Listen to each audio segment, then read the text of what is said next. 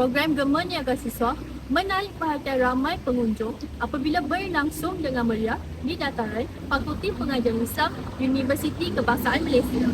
Program ini dilaksanakan bagi memberi peluang kepada pelajar dalam menceburi bidang keusahawanan secara praktikal melalui pengalaman yang diperoleh selain dapat menyatukan semangat pelajar bagi mengasah kemahiran dalam dunia perniagaan. Objektif penganjuran program Gema Niaga Siswa ini adalah yang pertama adalah untuk mendedahkan kepada mahasiswa kepada dunia keusahawanan secara praktikal melalui pengalaman berniaga. Yang kedua adalah memupuk minat dan semangat mahasiswa dalam berniaga.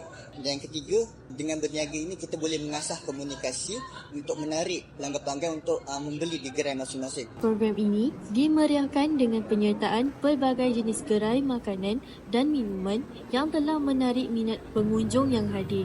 Kami ada satu gerai yang menjual nama kedai kami adalah Asia Solihin. Asia Solihin ni stand for this. PTM ada satu benchmark menu yang kita perkenalkan kepada mahasiswa pada setiap tahun, iaitu yogurt kita dan bombolon. Para peniaga juga berpuas hati dengan jumlah pengunjung yang hadir selama 3 hari program ini berlangsung di pekarangan Fakulti Pengajian Islam. Untuk 3 hari berlangsungnya perniagaan kepada Gema Niaga Siswa ini mendapat sambutan yang baik sangat pada mahasiswa di Fakulti Pengajian Islam dan seterusnya di fakulti-fakulti lainnya. Kehadiran pengunjung dari fakulti yang berbeza turut memeriahkan lagi program ini di mana mereka berpuas hati dengan pelbagai jenis makanan dan minuman yang ditawarkan di samping menyokong aktiviti keusahawanan para pelajar. Setelah saya datang untuk support diorang punya jualan semua dan kita pula macam jarang nak dapat makanan-makanan macam ni kan dalam PKM, so bila dah ada kat sini kita terus grab je lah, tak adalah nak keluar naik grab ke apa.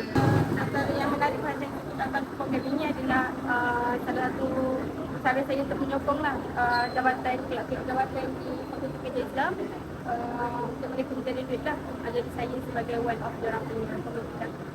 Program Gema Niaga Siswa yang berlangsung selama 3 hari telah melabuhkan tirainya pada hari ini sekaligus telah memupuk semangat keusahawanan dalam kalangan pelajar. Saya, Fazliatul Hasyara, melaporkan dari Fakulti Pengajian Islam Universiti Kebangsaan Malaysia untuk Nadi Banyu.